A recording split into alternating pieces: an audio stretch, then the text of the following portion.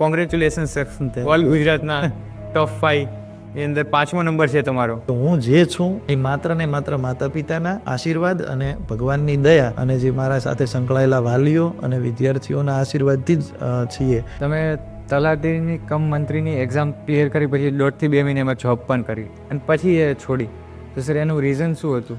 એનું main reason તો એ હતું કે ઘણા વિદ્યાર્થીઓ જે હશે જેમને હોશિયારી હશે, બુદ્ધિ હશે, જેનાથી આગળ વધતા હશે, પણ વચ્ચે ક્યાંક એમને આર્થિક સંકટ હોય છે કે આગળ ભણી નથી શકતા. તો સર એમના દ્વારા પ્રાપ્ત થયેલી સિદ્ધિઓ અને તમે કરેલી હેલ્પ એ અમારા દર્શક મિત્રોને જણાવો. અમારે ખરડોલથી અમીરામભાઈ આસલ. તો સર તમને કોઈ દિવસ એવો વિચાર ના આવે કે અહીંયા ગામમાં સામાન્ય લોકો સામાન્ય ફીસ આપે છે, તમને તમારા પોતાના ગ્રોથ માટે, પોતાના આર્થિક લાભ માટે તમે શહેરી તરફ ના ગયા? શહેરી વિસ્તારમાંથી ઘણી ઓફરોય આવેલી છે. સ્કૂલમાં આવી જાઓ નોકરી કરવા માટે, ઘણા બધા. કે કોઈનો પહેલો ટ્રાય હોય છે, કોઈના માટે કોઈ એવી સિચ્યુએશન આવે કે એનો છેલ્લો ચાન્સ છે અને એમાં એ ફેલ થાય, તો એને એમ કે ભાઈ જિંદગીનું છેલ્લું સ્ટેજ હતું જ્યાં આગળ હું ફેલ થઈ ગયો અને એ આત્મહત્યા કરે છે. જો કોઈ લક્ષ્ય તમારું એ લક્ષ્ય ન પ્રાપ્ત કરો ને તમારું જીવનનો જો અંત થતો હોય તો એવું લક્ષ્ય આપણે રાખવું જોઈએ નહીં. નમસ્કાર મિત્રો, તમારું વેલકમ છે બીજા પાર્ટમાં. આપણે જીતેન્દ્ર સાધુ સર જોડે ઘણી એવી જીવનની સારી સારી વાતો કરવાની છે, તો તમે પહેલા એપિસોડને જેટલો પ્રેમ આપ્યો છે એટલો જ બીજા એપિસોડને પણ આપજો અને તમે લાસ્ટ સુધી આ કન્વર્સેશનને જોશો તો તમને પણ ખ્યાલ આવી જશે કે હું કેમ કહેતો હતો. થેન્ક યુ મિત્રો.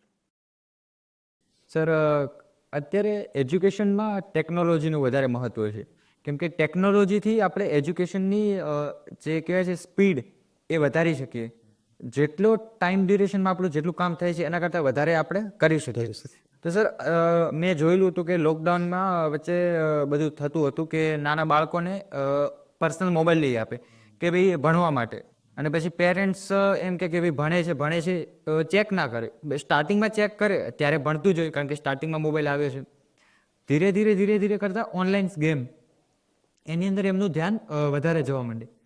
તો સર, તમે જે અત્યારે તમે પણ ટેકનોલોજીનો યુઝ કરો છો, તો ટેકનોલોજીના ગેરફાયદા અને ફાયદા પેરેન્ટ્સ, શિક્ષક અને સ્ટુડન્ટ. હા, જો ટેકનોલોજી એવી વસ્તુ છે કે અત્યારના હાલના એજ્યુકેશન ફિલ્ડ પ્રમાણે ટેકનોલોજી વગર ચાલે એમ નથી. કારણ કે એક સીધું આપણે ઉદાહરણ લઈએ તો આજથી 2 વર્ષ પહેલાં અમારી પાસે સાદું વ્હાઇટ બોર્ડ હતું. એની અંદર અમે ભણાવતા, એટલે જે પણ વિદ્યાર્થીને ભણાવવું હોય એ બધું પહેલું આપણે લખવું પડે, પછી વિદ્યાર્થીને આપણે સમજાવી શકીએ. સમજાયા પછી વિદ્યાર્થી એને પોતાના બુકમાં લખે. હવે ધોરણ 10ની અંદર આપણે જોઈએ ને તો જૂન મહિનામાં એમનું સત્ર ચાલુ થાય અને જાન્યુઆરીના મિડમાં એમની જે દ્વિતીય વાર્ષિક પરીક્ષા આવે એમાં 100% અભ્યાસક્રમ પૂછાય. હા. વચ્ચે દિવાળી વેકેશન, પછી શ્રાવણ મહિનો જે ઓગસ્ટ મહિનામાં જ આવતો હોય મોટે ભાગે, શ્રાવણ મહિનાની રજાઓ, દિવાળી વેકેશન, આ બધું બાદ કરતાં જે 10મા ધોરણનો લેન્ધી અભ્યાસક્રમ છે, રક્ષાબંધન, નવરાત્રી સાથે, હા, લેન્ધી અભ્યાસક્રમ છે, એ પૂરો કરવો હોય તો ટેકનોલોજી તો જરૂરી છે. જરૂરી. કારણ કે જે વસ્તુ તમે સાદા બોર્ડની અંદર લખો છો, પછી બાળકોને સમજાવો છો અને પછી બાળકો પોતાના ચોપડામાં એને લખે છે, ઉતારે છે, એના કરતાં આપણી જોડે કોઈ નાનકડું પ્રોજેક્ટર હોય, લેપટોપ હોય અથવા સ્માર્ટ બોર્ડ હોય, ઓકે, તો પહેલેથી આપણે પીપીટી બનાવીને રાખીએ અથવા કોઈ પીડીએફ બનાવીને રાખીએ, તો એ પીપીટી કે પીડીએફ ઉપર આપણે પ્રેઝન્ટેશન કરીએ. આ મેં જોયેલું ચિત્રવાળું વિદ્યાર્થીઓને વધારે યાદ રહે છે. તો એના શિક્ષકને લખવાનો સમય બચી જાય, પછી ડાયરેક્ટ શિક્ષકને તો ચાલુ કરીને સમજાવવાનો રહે.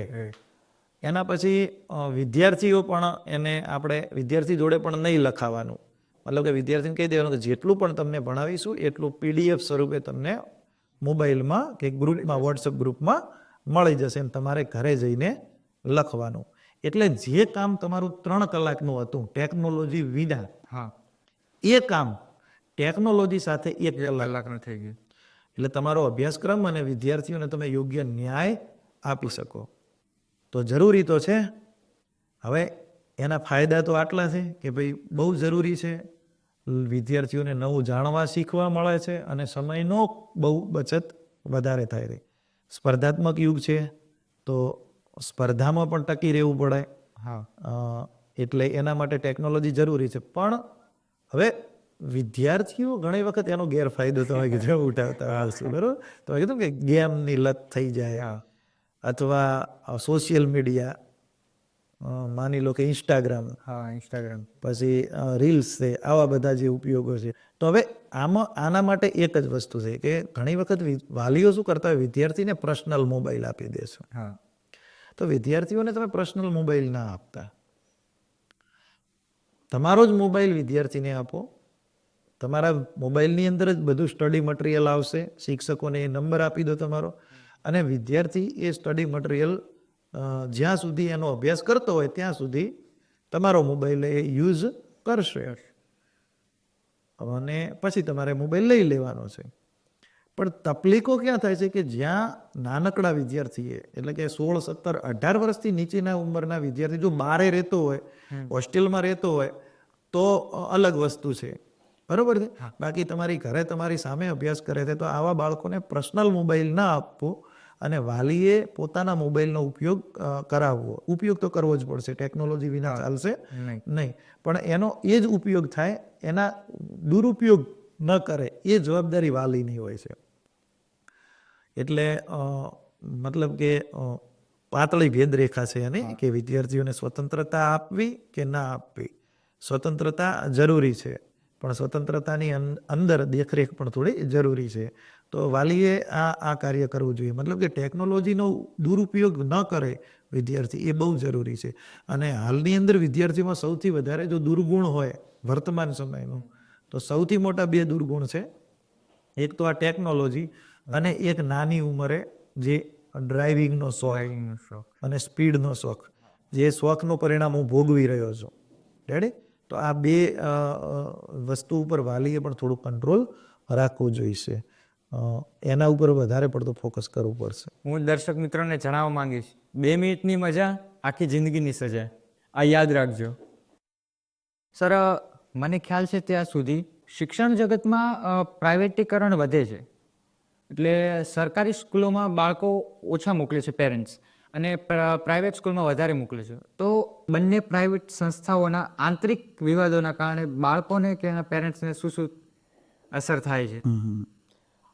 પ્રાઇવેટીકરણ તો અમુક નીતિઓ હોય સરકારની, તો એના કારણે કદાચ પ્રાઇવેટીકરણને વધારે પ્રોત્સાહન મળતું હોય.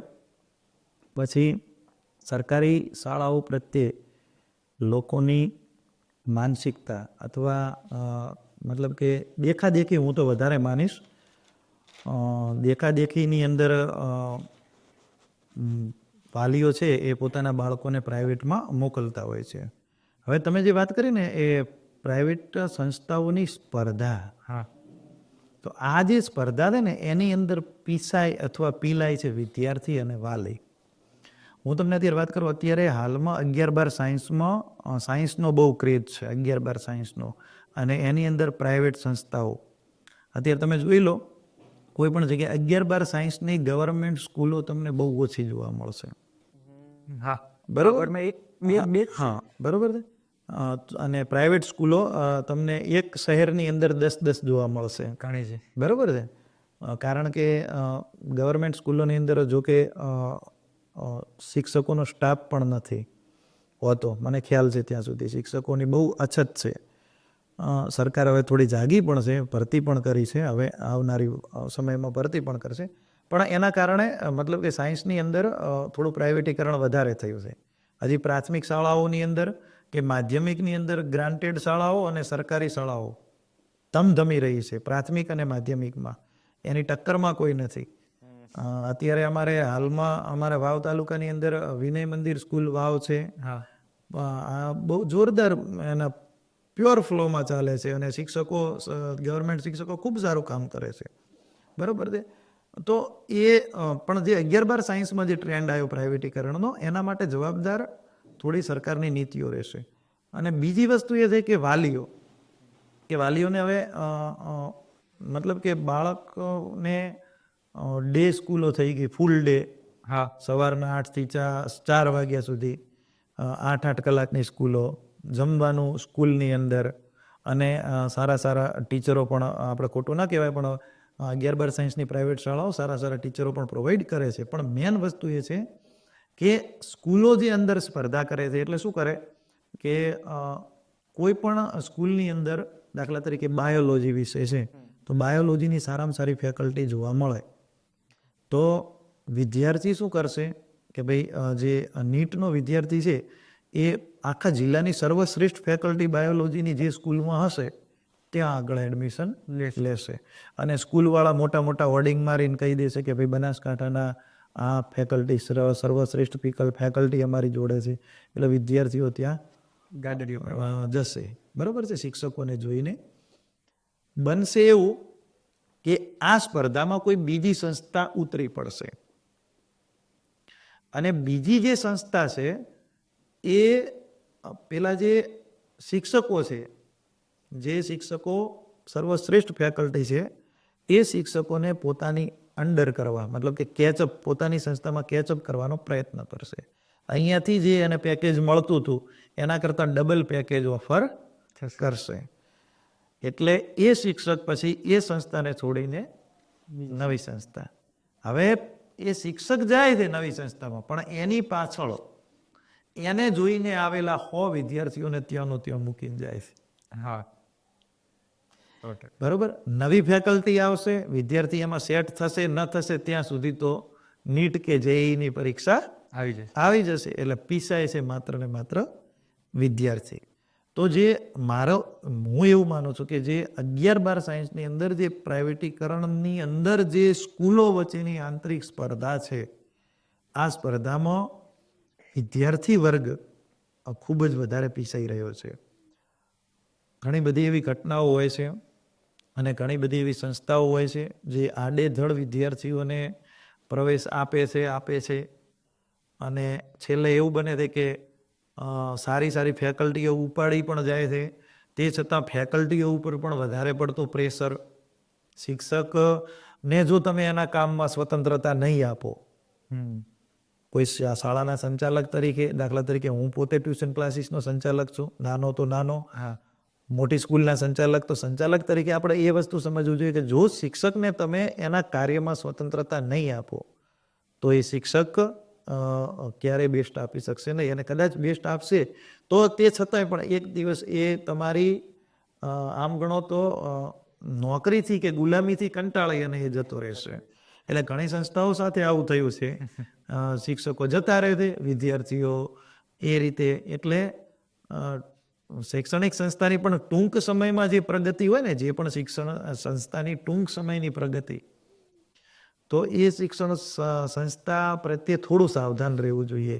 કારણ કે આ જે શૈક્ષણિક સફરો છે ને એ લોંગ ટર્મની છે, કોઈ 1-2 વર્ષમાં જાદુ થવાનો નથી. એટલે એ થોડું પ્રાઇવેટીકરણની અસરો વિદ્યાર્થીઓ ઉપર પડે છે. વધારે પડતો બોજ, લોડ, જો કે મારે કહેવાય નહીં, પણ અમારા ટ્યુશન ક્લાસીસના કારણે પણ પડતો હોય છે વિદ્યાર્થીઓમાં, એવું જરૂરી નથી. ટ્યુશન ક્લાસીસના કારણે પણ બોજ કે લોડ પડે છે, પણ એનું એક લિમિટેશન હોય ત્યાં સુધી અત્યારના યુગમાં જરૂરી છે, પરંતુ એક લિમિટ એની જરૂરી છે. બાળક શાળાની અંદર 6 કલાક, સરકારી સ્કૂલના નિયમો પ્રમાણે 6 કલાકની સ્કૂલ હોય તો એની અંદર બાળક 3.5 કે 4 કલાક જ ભણતો હોય, 2 કલાક તો એ બીજી પ્રવૃત્તિઓ કરતો હોય, રમત રમતો હોય, તો ફ્રેશ રહે. બરોબર. પણ જે આ જે 11-12ની કે એવી જે સ્કૂલો છે, સતત 8-8 કલાક ખેંચ. જો કે અત્યારે વિદ્યાર્થીઓનું ટેલેન્ટ પણ વધ્યું છે, ખોટું તો કહેવાય નહીં. ટેલેન્ટના કારણે વિદ્યાર્થીઓને પણ મહેનત કરવી પડશે. ભલે વિદ્યાર્થીઓ મહેનત કરે, સંસ્થાઓ મહેનત કરાવે, પણ સંસ્થાઓ વચ્ચેની જે આંતરિક સ્પર્ધા છે અને એના કારણે જે શિક્ષકોની હેરફેર કે જે દલાલી થાય છે, એના કારણે વિદ્યાર્થી અને શિક્ષક વચ્ચેનો જે બોન્ડ તૂટી જાય છે. કારણ કે કોઈ વિદ્યાર્થીને કોઈ વિષય એ શિક્ષક પાસે બરાબરનો ફાવતો હોય કે ફાવટ આવી હોય, અથવા એનું બોન્ડ બની ગયો હોય એકબીજા સાથે, જે કોમ્યુનિકેટ થઈ ગયું હોય, અને એ શિક્ષક જ્યારે બીજી સ્કૂલમાં જતો રહે ત્યારે આજે આ વિદ્યાર્થીઓનું બાકીનું જે 1 વર્ષ કે 6 મહિના છે એ બહુ બગડતું હોય છે ને એની ઘણી બધી અસરો થતી હોય છે. જો કે એ પ્રાઇવેટ સંસ્થાના સંચાલકોને પોતાને ખબર હોતી હોય છે. એટલે સંસ્થાઓ વચ્ચે આવી જે સ્પર્ધાઓ છે એ યોગ્ય નથી અને એ ન પણ કરવું જોઈએ. સર, તમારા એજ્યુકેશન ક્વોલિફિકેશનની તો તમે અમને કીધું, પણ તમે 100% નથી કીધું. મારે જોવું પડશે, કેમ કે ઘણું બધું છે મને યાદ નહીં રહે. તમે ગવર્મેન્ટ એક્ઝામો પાસ કરેલી છે, ટેટ 1, 2, ટેટ 2, ધોરણ 6 થી 8, તલાટી 1.5 થી 2 મહિના તમે જોબ પણ કરી છે એમાં, જુનિયર ક્લાર્ક, અને એની જિલ્લાની પસંદગીમાં પણ તમે નથી ગયા. પછી ટેટ 1, 9-10 માધ્યમિક, કોંગ્રેચ્યુલેશન સર, ઓલ ગુજરાતના ટોપ 5 એ અંદર 5મો નંબર છે તમારો. ને ટેટ 2, 11-12 માધ્યમિક, આટલી બધી એક્ઝામો ક્લિયર.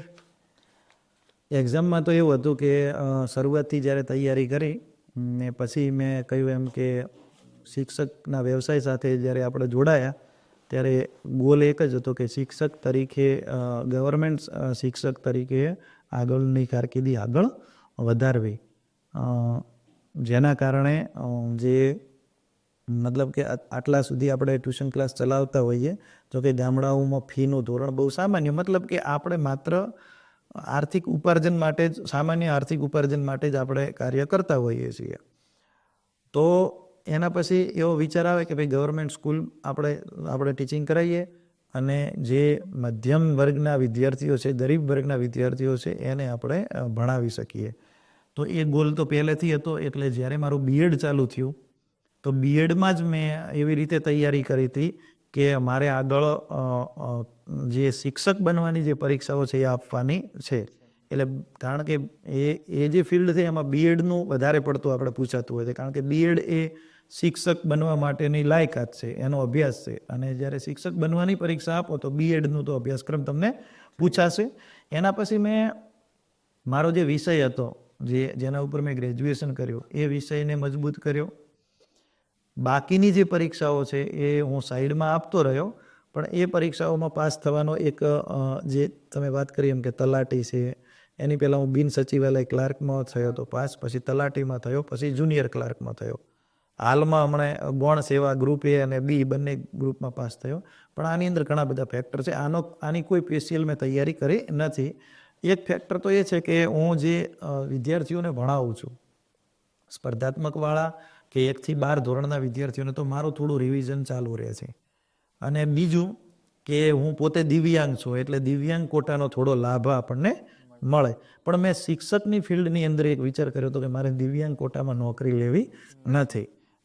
એટલા માટે કારણ કે જે અત્યારે તૈયારી કરતા વિદ્યાર્થીઓ માટે એ જ વસ્તુ છે કે તમે એક તમારી લાઈન નક્કી કરી નાખો કે તમારે શિક્ષક બનવું છે, તલાટી બનવું છે કે યુપીએસસી કે જીપીએસસી, જેવી જેની આવડત અને જેટલો જેનો સમય એના ઉપર ડિપેન્ડ હોય છે. તો એ તૈયારી તમે એની કરો, તૈયારી તમે એની કરો, પણ સાઈડમાં બીજી એક્ઝામો આપતા રહેવાનું. સ્પેશિયલ બીજી એક્ઝામોની તૈયારી નહીં કરવાની. તમારો જે મેન ગોલ છે એની જ તૈયારી તમે કરો અને સાઈડમાં જે આવતી એક્ઝામો છે અન્ય ફિલ્ડની એ આપતા રહો. એટલે મેં પણ મારો ફોકસ ટીચરનો જ હતો, તૈયારી એની ચાલુ કરી, પણ સાઈડમાં બીજી પરીક્ષાઓ આપતો ગયો. અને ભગવાનની કૃપાથી અને થોડી દિવ્યાંગ કેટેગરી આ બધાના કારણે ઘણી બધી પરીક્ષાઓ પાસ થઈ. પણ શિક્ષકની પરીક્ષાઓમાં ગુજરાતની અંદર જે સારું પ્રદર્શન કરવા મળ્યું એનો આનંદ છે અને ભગવાનની કૃપા છે આપણા ઉપર, ધરણીધર ભગવાનની કૃપા છે. એની દયાથી, જો કુદરતની કૃપા ન હોય તો કંઈ થાય નહીં. તો હું તો વિદ્યાર્થીઓને એ પણ કહેવા માગું છું કે તમને કોઈ પણ એક કુદરતી શક્તિ પ્રત્યે શ્રદ્ધા હોવી જરૂરી છે. કારણ કે જ્યારે તમારી ચારે તરફ અંધકાર હોય અને ત્યારે તમે તમારા પોતાના ઈષ્ટદેવ હોય, કુળદેવ હોય કે દેવતા હોય, અથવા તમે કોઈ પણ ધર્મમાંથી આવતા હો, જરૂરી નથી કે હિન્દુ ધર્મના હો, મુસ્લિમ ધર્મના હો કે કોઈ પણ ધર્મના તમે હો, તમને તમારા ધર્મના જે તમારા દેવ હોય કે જે પણ હોય એના પ્રત્યે તમને પૂરી નિષ્ઠા અને શ્રદ્ધા હોવી જોઈએ. અને તમને 100% એ કુદરત તમને નવો રસ્તો બતાવે. એ મારો પોતાના ઘણા બધા અનુભવો છે.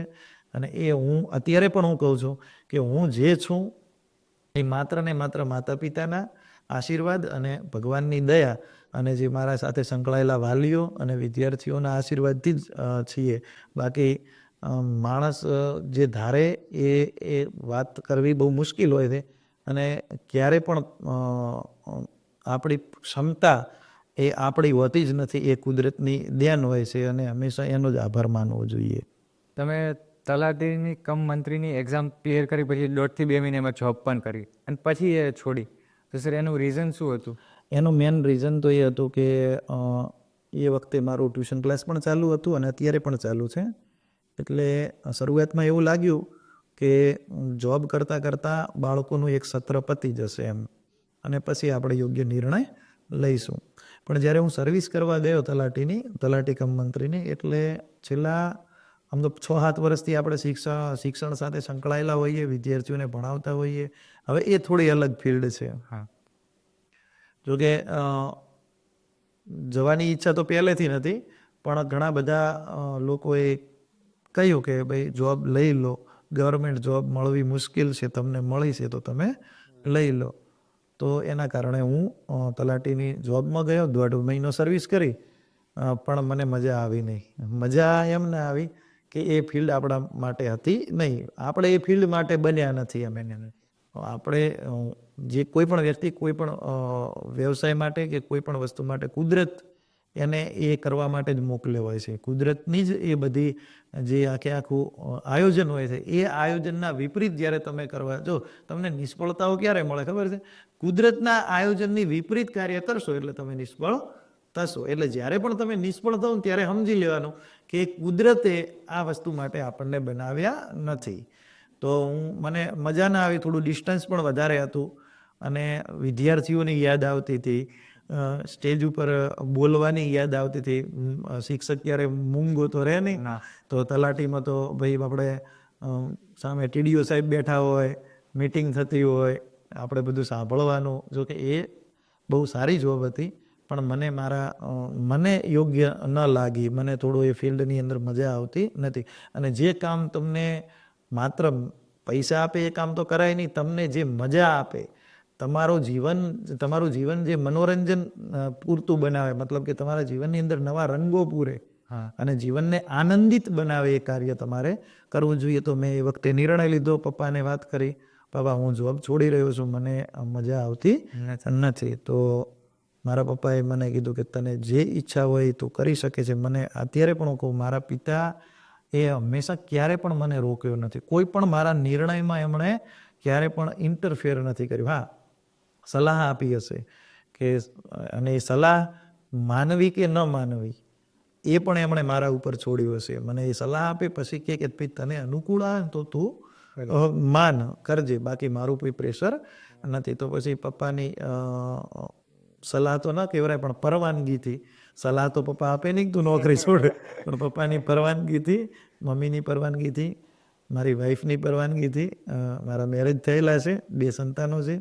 મારી વાઈફે પણ મને જીવનમાં ખૂબ સપોર્ટ કર્યો છે, કારણ કે જો એ ન હોત તો હું ક્યારે જીવનમાં ઊભો થઈ શક્યો હોત નહીં. એનો મારા જીવનમાં મારી વાઈફનો પણ ખૂબ સપોર્ટ છે, મારી બહેનો અને મારો આખો પરિવાર જે મારી સાથે, મને મારા પરિવાર, જે મારા પરિવારના તમામ સભ્યો છે, મારા પપ્પા, મારા દાદાને 4 ભાઈ છે, એ 4 ભાઈનું જે આખું કુટુંબ છે, જે એમનો જે મને હંમેશા સપોર્ટ મળ્યો છે, એ સપોર્ટના કારણ કે હું આમાં કેવું છે કે મારી 17 વર્ષની ઉંમર હું તમારી જેમ નોર્મલ કન્ડિશનમાં હતો.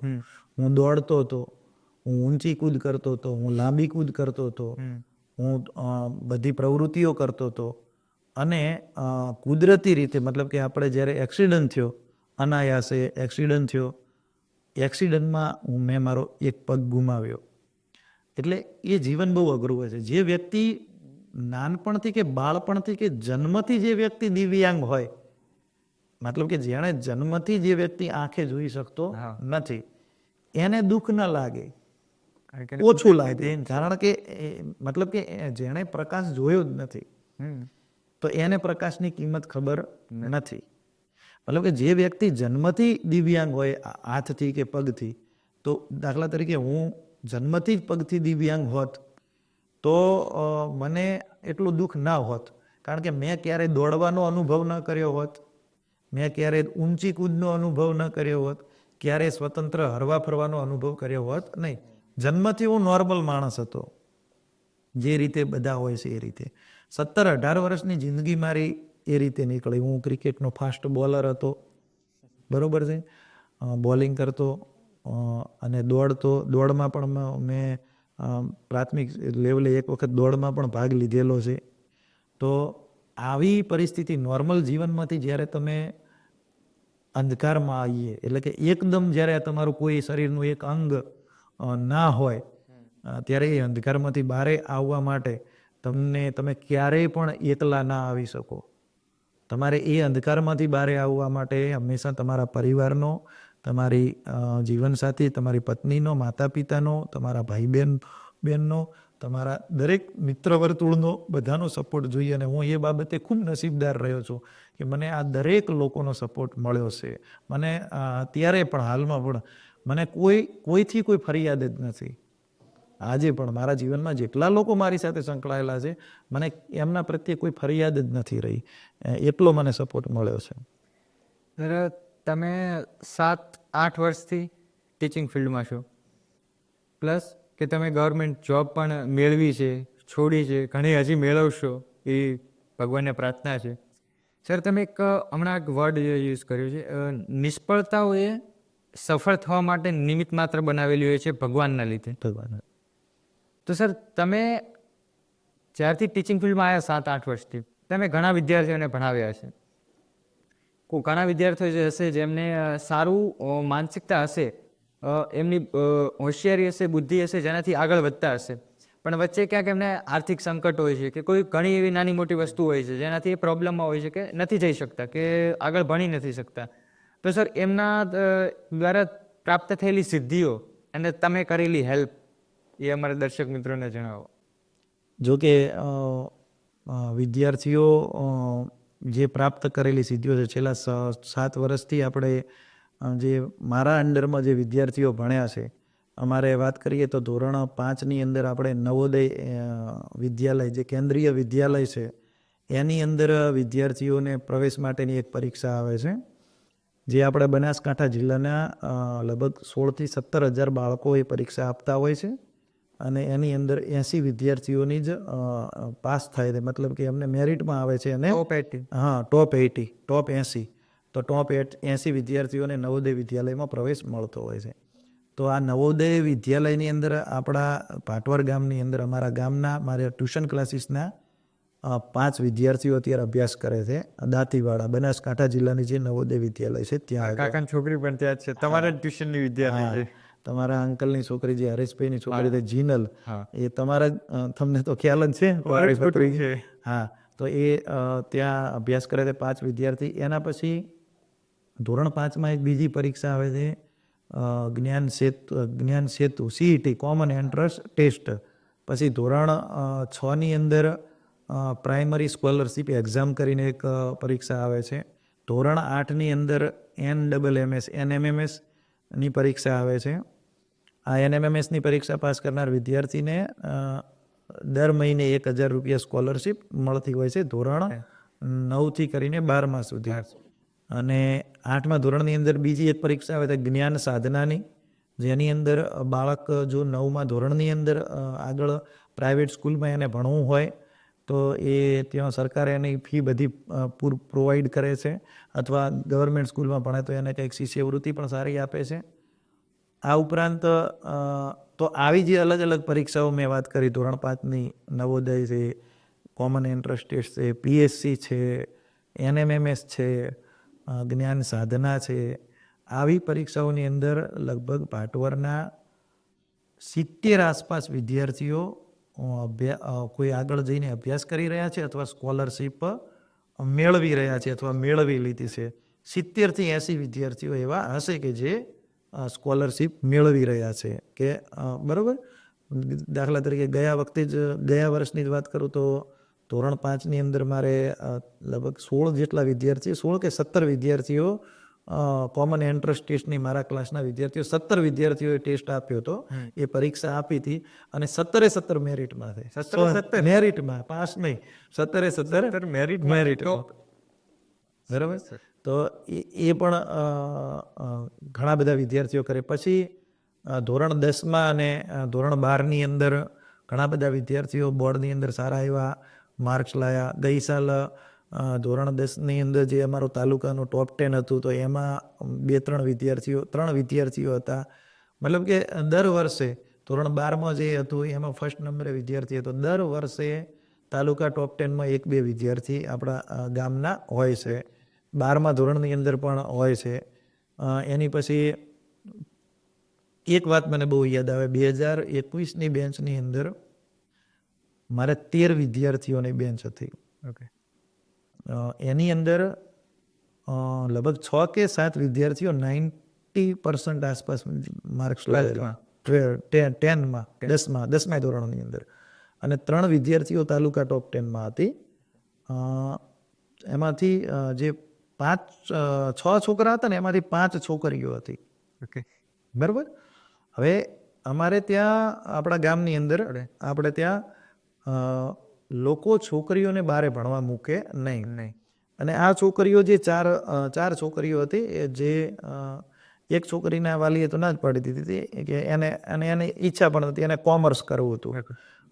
એક છોકરી હતી એને કોમર્સ કરવું હતું. એ મને કે સાહેબ મારે કોમર્સ કરવું છે, એની ખુદની ઈચ્છા. બાકી 4 છોકરીઓની ઈચ્છા હતી કે સાયન્સમાં જવું છે, 11-12 સાયન્સ. 11-12 સાયન્સ કરવું હોય તો ગામડામાં તો છે નહીં. અમારે વાવ તાલુકામાં કોઈ 11-12ની સ્કૂલ જ નથી, આખા તાલુકામાં નથી ગવર્મેન્ટ કે નથી પ્રાઇવેટ, આખા તાલુકામાં નથી. તાલુકા બારે જવું પડે, બારે રહેવું પડે હોસ્ટેલમાં.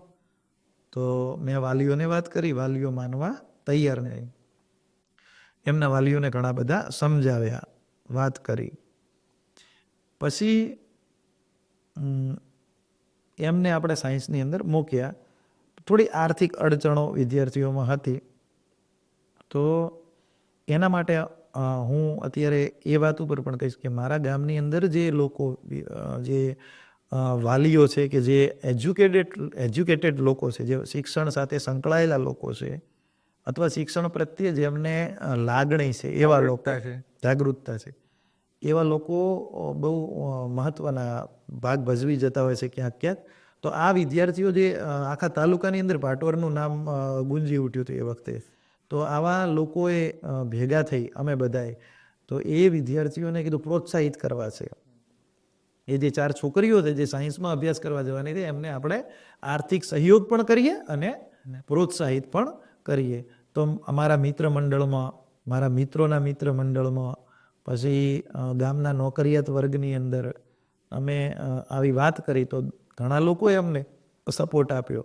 કોઈ 1500, 2000, 2100, 1100 આવો સપોર્ટ આપ્યો. એમાં એક ખાસ વ્યક્તિનું નામ કહેવાનું, મારે ખરડોલથી અમીરામભાઈ આસલ, જે એ વખતે આઈ થિંક જિલ્લા પંચાયતના સભ્ય હતા, અમારા વાવના ભૂતપૂર્વ તાલુકા પંચાયતના સભ્ય હતા. એમના સુધી વાત ગઈ તો એ વખતે એમણે દીકરીઓ માટે 25,000નું યોગદાન આપ્યું હતું.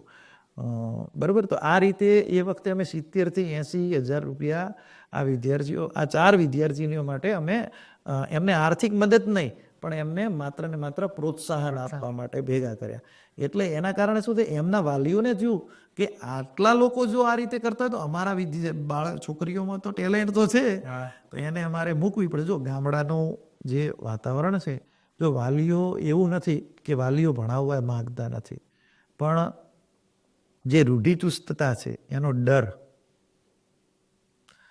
અને જે વાતાવરણ છે અને જે આપણી ભારતીય સંસ્કૃતિ છે અને ભારતીય સંસ્કૃતિની જે મર્યાદાઓ છે એ મર્યાદાઓનું ઉલ્લંઘન, નો ડર કે બાળક બહારે જશે, શું કરશે, હા ના, આવા ઘણા બધા વિચારોને એક વાલી તરીકે પોતાના બાળકની ચિંતા હોવી જ જોઈએ, એ જ યોગ્ય છે.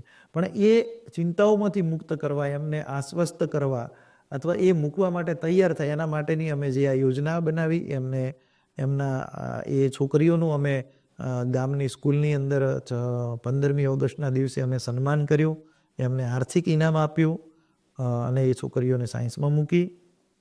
એ અત્યારે પણ છોકરીઓ ભણે છે. એક છોકરી, એક બેબી એમાંથી MBBSમાં પણ સીયુસા મેડિકલ કોલેજમાં ગવર્મેન્ટ કોટામાં લાગી MBBSમાં. એક છોકરી છે, એ નામ અહીંયા હું નહીં લઉં એટલા માટે કે મારી સાથે બધા વિદ્યાર્થીઓ એટલે કોઈનું નામ સ્ટુડન્ટનું નામ લઈને હું વાત નહીં કરું, કારણ કે શું પછી મેં કીધું એમ પેલું વિદ્યાર્થી તમને વાલું છે. ઓફ કેમેરા આપણે વાત થઈ. હા, એટલે એક બેબી છે એ જીપીએસસીની તૈયારી કરે છે, બે બેબીઓ છે એ પણ મેડિકલ લાઇનમાં છે. એના સિવાય ઘણા બધા વિદ્યાર્થીઓ અત્યારે સ્પર્ધાત્મક પરીક્ષાઓની તૈયારી કરે છે, કોઈ આર્મીની તૈયારી કરે, કોઈ પોલીસની કરે, કોઈ તલાટીની. ઘણા બધા વિદ્યાર્થીઓ ધીમે ધીમે ધીમે ધીમે પોતાના કારકિર્દીમાં આગળ વધી રહ્યા છે. તો એક રીતે નાનકડા ગામની અંદર મિત્રોના, અમારી શાળાના શિક્ષકોના અને બીજા જે એજ્યુકેટેડ લોકોના સહયોગથી ગામની અંદર ગામનું જે શિક્ષણ સ્તર ઊંચું આવે એના માટે અમે બધા, હું નહીં પણ અમે બધા મિત્રો સાથે મળીને પ્રયત્ન કરીએ છીએ. આમાં કોઈ એક સરસ્વતી ટ્યુશન ક્લાસીસ કે જીતેન્દ્ર સાધુનો જ હાથ હોય એવું જરૂરી નથી. વાલીઓનો સૌથી પહેલો ફાળો તો વિદ્યાર્થીનો છે, કારણ કે એ આપણે કહીએ એ રીતે અનુસરે છે ત્યારે એને પરિણામ મળે છે. તો એ વિદ્યાર્થીઓનો, વાલીઓનો અને શાળાના શિક્ષકોનું યોગદાન પણ એટલું જ અમૂલ્ય છે. મારા સ્ટાફ મિત્રોનું પણ યોગદાન એટલું અમૂલ્ય છે. તો આ એક સફર જે અમારી 7 વર્ષની જે સફર છે એ માણી રહ્યા છીએ. હવે ટૂંક સમયમાં કુદરતની દયાથી માધ્યમિક શિક્ષક, ગવર્મેન્ટ શિક્ષક તરીકે ઓર્ડર મળશે, તો શિક્ષક તરીકેની કારકિર્દી આગળ પણ ચાલુ રાખશું. અને હવે સરકારી શાળામાં જોડાઈને વિદ્યાર્થીઓને થોડા ઘણી પણ અમે ફી લઈએ છીએ, એનું દુઃખ છે, પણ હવે નિઃશુલ્ક ભણાવવાનો પ્રયત્ન કરીશું એમ. આઈ થિંક સર આ ગુપ્તદાન હતું તો ના, એ ગુપ્તદાન એવું નહોતું. ગુપ્તદાનની અંદર એવું છે કે ઘણા બધા મિત્રો એવા પણ છે. આ તો જાહેરમાં બાળકોને આપણે પ્રોત્સાહિત કર્યા હતા. કોઈ આર્થિક એને મદદ કરવાનો કોઈ ઈરાદો હતો નહીં, અને આપણે એ રીતે કોઈને એ કરે, આપણે એમને પ્રોત્સાહિત. કોઈ પણ બાળકને જ્યારે તમે મદદ કરતા હો ત્યારે એને આર્થિક રીતે મદદ નથી કરવાની, એને પ્રોત્સાહિત કરવાનો છે. એટલે એને એની અંદર એવી ભાવના ન જાગે કે મને કોઈ આર્થિક મદદ કરી, એને પ્રોત્સાહિત કરવાનો. પણ ઘણા મિત્રો એવા હોય છે જેમનું નામ હું ના આપી શકું, કારણ કે એમણે નામનો ઉલ્લેખ કરેલો હોતો નથી, અને એમણે અમને કહેલું પણ હોય છે કે ભાઈ અમે તમારે અમારું નામ આપવાનું નહીં. તો ઘણા એવા સર્કલમાં મિત્રો છે જે ગવર્મેન્ટ નોકરીઓ કરતા હોય, ગવર્મેન્ટ ઓફિસર હોય, અથવા કોઈ મોટા વ્યવસાય સાથે જોડાયેલા હોય. તો એ લોકો ઘણી વખત અમને કહે કે તમારા ક્લાસની અંદર કોઈ એવું આર્થિક રીતે મધ્યમ કે વીક બાળક હોય, અથવા તમે જે સ્કૂલમાં જોબ કરતા હો, મતલબ કે ત્યાં આગળ કોઈ બાળક હોય, તમારા ગામમાં કોઈ બાળક હોય, તો અમે આર્થિક મદદ કરવા તૈયાર છીએ. તો આવા ઘણા બધા અમુક વિદ્યાર્થીઓ હોય તો એમની ટ્યુશનની ફીઓ, કે એ બારે ભણતા હોય તો પ્રાઇવેટ સ્કૂલની ફીઓ 11-12માં હોય, તો એવી ઘણી બધી ફીઓ આવા લોકો ભરતા હોય છે. જે લોકોનું નામ માત્ર હું જાણતો હોઉં, વિદ્યાર્થીનો વાલી પણ ન જાણતો હોય, કે વિદ્યાર્થી પણ ન જાણતો હોય, અથવા સામેવાળો વ્યક્તિ જે છે એ પણ કયા વિદ્યાર્થીને મદદ થઈ રહી છે એ પણ ન જાણતો હોય. આવું ઘણા 4-5 લોકો આવું કરે છે. અને એનો આનંદ પણ છે કે આવા લોકો જે આવા ભામાશાઓ દાતાઓ છે વિશ્વાસ ઉપર થાય, હા, એ આપણી સાથે સંકળાયેલા છે. હા, અને એ લોકોએ આપણા જે અમારા જે સંસ્થા છે અથવા મારા પોતાના ઉપર જે વિશ્વાસ રાખે છે એ એમનો આપણે આભાર માનવો જોઈએ કે આ રીતનું એક કાર્ય કરવાની આપણે તો માધ્યમ જ છીએ, વચ્ચે એક જગ્યાએથી લઈ અને બીજી જગ્યાએ પ્રોવાઈડ કરવાનો, પણ માધ્યમ બનવાનો પણ જે મોકો આપે છે, મોકો મળે છે, એવા લોકોનો આપણે તો ઋણી રહેવું જોઈએ હંમેશા. અમારા દર્શક મિત્રોને જણાવો કે વિદ્યાદાન એ મહાદાન છે. એવું નથી કે ખાલી સરને જ મદદ કરો. કોઈ પણ વિદ્યાર્થી જે તમારા ધ્યાનમાં હોય, જેની પરિસ્થિતિ વીક હોય, તો એમને હેલ્પ તમારેથી થાય એટલે ફૂલ નહીં તો ફૂલની પાંખડીની પણ મદદ કરજો. એના માટે પાંખડી કહે ને ડૂબતાને તણખાનો સહારો, એવું કામ કરે છે.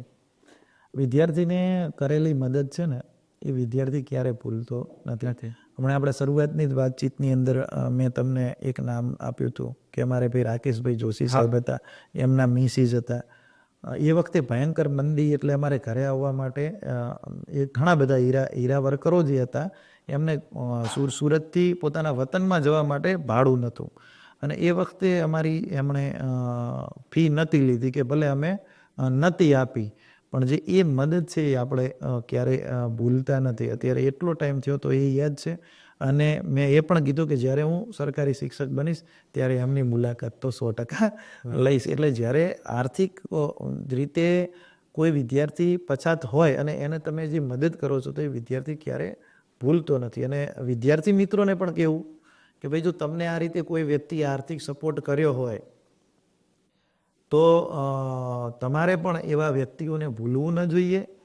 તમે એ વ્યક્તિનું સન્માન કરો કે ન કરો, પણ તમારે એમનામાંથી પ્રેરણા લઈ અને તમે જ્યારે કોઈ યોગ્ય જગ્યાએ પહોંચો ત્યારે તમારે પણ એમની એ વિદ્યાર્થીઓની જે પાછળની પેઢી છે એમાં જો તમને કોઈ એવો વિદ્યાર્થી દેખાય એને તમારે શું મદદ કરવી જોઈએ. બરોબર છે. એટલે આ તો એક પ્રકારનું ચાલુ જ રહેવાનું છે, રોટેશન ચાલુ રહેવાનું છે. રોટેશન જરૂરી છે.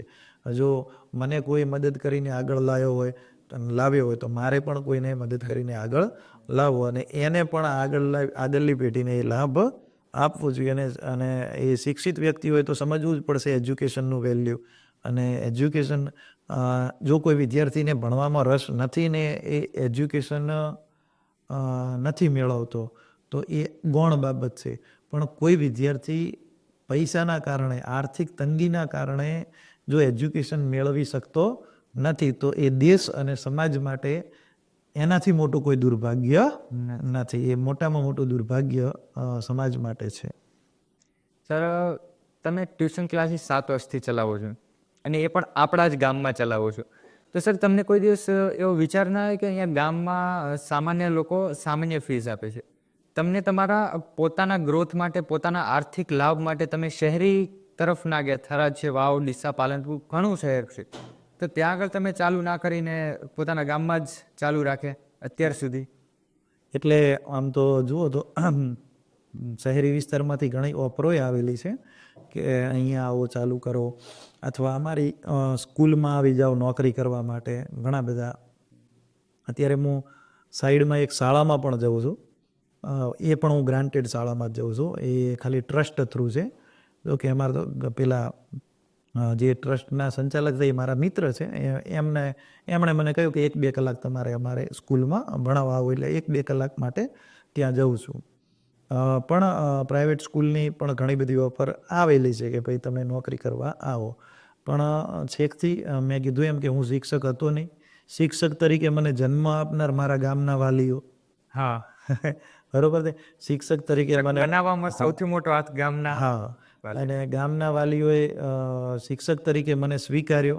એક સેલ્સમેન હતો, હા, સેલ્સમેનમાંથી શિક્ષક તરીકે મને સ્વીકારનાર એ વાલીઓ. તો પછી મેં નિર્ણય કર્યો કે જ્યાં સુધી હું, જો કે ગવર્મેન્ટ જોબ મળી જાય શિક્ષકની તો અલગ વસ્તુ છે, પણ જ્યાં સુધી એ ન મળે ત્યાં સુધી આ વિદ્યાર્થીઓને આપણે છોડવા નથી.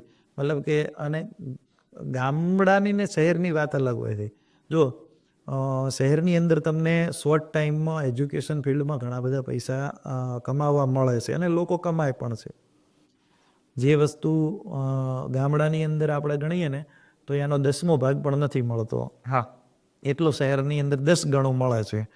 તો પણ એક વસ્તુ છે કે શહેરની અંદર તમારને આગળની કે પાછળની પેઢી યાદ નહીં કરે, પણ ગામડાની અંદર જો તમારી નિષ્ઠાપૂર્વકની કામગીરી હશે અને તમે 5-7 વર્ષ કે 10 વર્ષ ગામની અંદર જો નિષ્ઠાપૂર્વક કર્યું કામ હશે તો આવનારા 50 વર્ષો સુધી એ ગામના લોકોના મોઢે તમારી વાતો હશે કે એ શિક્ષક હતા, એ વિદ્યાર્થીઓને સારે ભણાવતા, જોબ લગાડી. હા, એ એટલે લોકોની યાદમાં રહેવા માટે ગામડાની અંદર કાર્ય કરવું જોઈએ. અને પૈસાથી ખિસ્સા ભરવા માટે તમે શહેરની અંદર કામ કરી શકો છો. બાકી લોકોની યાદમાં લોંગ ટાઈમ રહેવું હોય, મતલબ કે લોકો આપણને, વિદ્યાર્થીઓ આપણને એક સારા શિક્ષક તરીકે જાણે ને એ પ્રમાણે, મતલબ કે આપણામાંથી કોઈ પ્રેરણા લઈને આગળ વધે કે કોઈનામાંથી આપણે પ્રેરણા લઈને આગળ વધીએ. તો એ વસ્તુ માટે આપણે ગામડામાં કાર્ય કરવાનું તો ખાસ એ જ રીઝન છે. અને બીજી વાત એ છે કે બસ મેં પહેલાં કીધું એમ કે જે લોકોએ મને શિક્ષક તરીકે સ્વીકાર્યો છે એ વ્યક્તિનું ઋણ, એ લોકોનું ઋણ, એ સમાજ, એ ગામ, અને એ ઋણ ક્યારે ભૂલાશે નહીં. સર આપણા ગામના વાલીઓનો તમે કીધું જેવી રીતે કે સપોર્ટ બહુ રહ્યો છે. એમને હમણાં શહેરી તરફનું વેસ્ટર્ન કલ્ચર જે કેક કટિંગ સેરેમની આપણી તરફ નહોતું, હવે આવે છે. આ 1-2 વર્ષથી આવે છે કે કેક કટિંગ સેરેમની રાખે છે, કપડાં લાવે છે, નવું નવું બધું કરે છે છોકરા માટે. અને એ ટ્રેન્ડને બદલાવનાર તમે, મેં જ્યાં સુધી જોયું છે ત્યાં સુધી, કેમ કે જે લોકો કેક કટિંગ ને બધું રાખતા અને હવે તમારા ટ્યુશન ક્લાસીસમાં ખબર નહીં તમે એવું શું તેમને શીખવાડ્યું છે કે શું એમને તમારાથી મળ્યું છે શીખવા, કે એ લોકો હવે એજ્યુકેશન સિસ્ટમની અંદર પોતાનાથી જેટલું થતું હોય, જેમ કે કોઈ સ્ટેશનરી આપે છે, કોઈ બુક આપે છે, કોઈ નાની મોટી વસ્તુ આપે છે, તો સર એ કઈ રીતે? એટલે મેં પહેલાં કીધું એમ કે જો દરેક ગામડાની અંદર આપણે જે બનાસકાંઠાના ગામડાનો મને થોડા ઘણો અનુભવ છે એ પ્રમાણે બનાસકાંઠાને લઈને હું વાત કરીશ કે બનાસકાંઠાના દરેક ગામડાને શિક્ષણની ભૂખ છે. હા, બરાબર. અને પ્રયત્ન શિક્ષકો જે ગામડાની અંદર જે શાળાઓ ચાલે છે કે નાના મોટા અમારા જેવા ટ્યુશન ક્લાસીસ ચાલે છે, તો લોકો એ જે શિક્ષકો છે એની સાથે સંકળાયેલા એ લોકો પ્રયત્ન પણ પૂર્ણ કરે છે. તો આની અંદર આપણો તો કોઈ એટલો રોલ નથી, પણ લોકો એટલું સમજતા થયા છે કે વિદ્યાર્થીનો જ્યારે જન્મદિવસ હોય ત્યારે આપણે જે બાળકોને ચોકલેટ આપીએ છીએ કે કેક કાપીએ છીએ, એની જગ્યાએ એના જે ક્લાસમેટ છે, જે પોતાનું બાળક હોય એનો જન્મદિવસ હોય ને એની જગ્યાએ જે એના ક્લાસમેટ છે એને કોઈક શૈક્ષણિક ભેટ આપીએ, તો એ વસ્તુની શરૂઆત વાલીઓ દ્વારા. અને પછી કેવું હોય કે ઘણી વખત વાલીઓ આપણને પ્રશ્ન પણ પૂછતા કે સાહેબ મારા દીકરાનો જન્મદિવસ છે તો શું કરીએ તો સારું લાગે. હવે આપણે તો શિક્ષણ સાથે સંકળાયેલા એટલે મગજમાં તો કોઈ પણ શિક્ષક, હું કે મારાથી બીજો કોઈ શિક્ષક, મારા સાથી શિક્ષક હોય કે કોઈ પણ વ્યક્તિ હોય, તો જે વ્યક્તિ એજ્યુકેશન સાથે સંકળાયેલો હોય તો એને એજ્યુકેશન સિવાય તો મતલબ કે એના સિવાય કંઈ વિચાર તો હોય નહીં. તો મને પૂછે તો હું કહું કે ભાઈ આવું કંઈક કરો, તો એ રીતે ધીમે ધીમે શરૂઆત થાય. અથવા મને ન પૂછે તો શાળાના કોઈ શિક્ષકને પૂછે, તો શાળાના શિક્ષક પણ એ જ કે જે એજ્યુકેશન સાથે શિક્ષક સંકળાયેલો છે એ જ જવાબ આપે. કે હું આપું એવું નથી, બીજા કોઈ પણ શિક્ષક આપે, મારા સ્ટાફના કોઈ પણ. એટલે મતલબ કે કોઈ પણ વ્યક્તિને જ્યારે પૂછે ત્યારે એ લોકો આવા આઈડિયા એમના મગજમાં હોય ને ધીમે ધીમે ધીમે કોઈ પણ વસ્તુ સિસ્ટમ ચાલુ થાય અને પછી એ રૂઢિ બની જાય અને એ ચાલુ રહે. એટલે એક શરૂઆત કરે, 2 કરે, એમ કરતાં કરતાં આગળ વધે. અને ખૂબ સારી બાબત છે કે લોકોની, વાલીઓની અવેરનેસ છે, વાલીઓની પણ એક સમજણ શક્તિ છે કે વિદ્યાર્થીઓના શૈક્ષણિકમાં કાર્ય થઈ શકે, શૈક્ષણિક રીતે વિદ્યાર્થીને ઉપયોગી થઈ શકે એવી વસ્તુઓ ભેટ આપવી એ ખૂબ સારી બાબત કહેવાય. અને સર તમે કીધું કે ગમે તે કોઈ પણ શિક્ષક હોય એમને પૂછે તો એવી સલાહ આપે, એ વાત સાચી છે. પણ જે વાલી વિદ્યાર્થીઓને સ્ટેશનરી કે એવું કંઈ જન્મદિવસના રૂપે ગિફ્ટો આપે છે કે યુઝ કરવા આપે છે, તમે એમનું સાલ ઓઢાડીને સન્માન કરો એ દરેક શિક્ષક ના કરી શકે ના. એટલે એ જે એમના મગજની અંદર જે વિચાર આવ્યો કે શૈક્ષણિક રીતે બાળકોને મદદ કરવી છે કે ભેટ આપવી છે, તો એ વિચાર માટે તો એ વંદનીય છે. હા, એ તો આપણા ગુરુ કહેવાય, ભલે વાલી રહ્યા પણ કહેવાય તો આપણા ગુરુ. તો અને દરેક વ્યક્તિ પાસે શીખવું પડે. માની લો કે મારા મગજમાં આવો વિચાર ન હોય અને એ વાલીએ વિચાર એમનો હોય, અથવા ચલો કે આપણો કે ટ્યુશન ક્લાસના શિક્ષકોનો કે મારો પોતાનો વિચાર છે અને વાલીએ એ પ્રમાણે કામ કર્યું છે, તો એ વાલીએ વંદનીય છે, એ આપણા માટે સન્માનીય છે કે આપણું કયું એણે માન્યું. હા, અથવા આપણને વિચાર ના આવ્યો અને એને એવો વિચાર આવ્યો ને એમણે એ કાર્ય કર્યું, તો એવા લોકોનું તો સન્માન અને સન્માનિત કરવા જ જોઈએ. જે સમાજની અંદર કે ગામની અંદર જે લોકો સારું કાર્ય કરે છે તો હંમેશા એને પ્રોત્સાહિત જ કરવું જોઈએ. આ પણ એક વસ્તુ દરેકે શીખવા જેવી છે કે કોઈ વ્યક્તિ સારું કાર્ય કરતો હોય તો એને પ્રોત્સાહિત કરો. એને પ્રોત્સાહન આપશો ને તો એ વધારે સારું કાર્ય કરશે અને બીજા લોકો પ્રેરિત થશે કાર્ય કરવા માટે પ્રેરિત થશે. તો કોઈ વાલી આપણે ત્યાં બાળકોને એ વિતરણ કરે છે તો આપણે જો એનું સન્માન કરીએ અથવા એના માટે 2 શબ્દો સારા આપણે એનું વર્ણન કરતાં લખીએ તો એનાથી એ વ્યક્તિ પ્રોત્સાહિત થશે. એ આવતા જન્મદિવસે પણ પોતાના બાળકના આવતા જન્મદિવસે પણ કંઈક નવો આઈડિયા લઈને આવશે અને કરવું જોઈએ. જો કોઈ સન્માનનો ભૂખ્યો હોતો નથી. પણ મનુષ્ય જો કોઈ એમ કહેતો હોય ને કે મને મારા કાર્યની કદર થાય કે મારા કાર્યના વખાણ થાય કે એ મને હું વિચારતો નથી કે હું ઈચ્છતો નથી, તો એ વ્યક્તિ જૂઠું બોલી રહ્યો છે. 100%. બરાબર છે. એ વ્યક્તિ શું બોલી રહ્યો છે? એકદમ જૂઠું બોલી રહ્યો છે. કોઈ પણ વ્યક્તિ જ્યારે સારું કાર્ય કરે છે, સારું કાર્ય એ પરમાત્માને ખુશ કરવા માટે કરતો હોય કે પોતાની આત્માને ખુશ કરવા માટે કરતો હોય કે એ ધાર્મિક રીતે કરતો હોય, કોઈ પણ સારું કાર્ય, પણ એ કાર્ય કરે છે તો એ કાર્યનું વળતર એ સમાજ પાસે માગે છે કે એના કાર્યની કદર કરો અને સમાજને આપવું જોઈએ. અને સમાજને એના કાર્યની કદર કરવી જોઈએ અને એના કાર્ય માટે એને વધાવવો જોઈએ. કોઈ પણ વ્યક્તિ હોય એને વધાવવો જોઈએ. અને કોઈ વ્યક્તિ જો એવું કહેતો હોય કે હું કાર્ય કરું છું તો આના માટે હું નથી કરતો, તો એ વ્યક્તિ જૂઠું બોલી રહ્યો છે. આ તો 100%ની વાત છે. કુદરત એ માણસને આપણને પ્રકૃતિએ જ આપણને આપ્યું છે. આ કંઈ તમારી કે મારી વાત નથી. પ્રકૃતિએ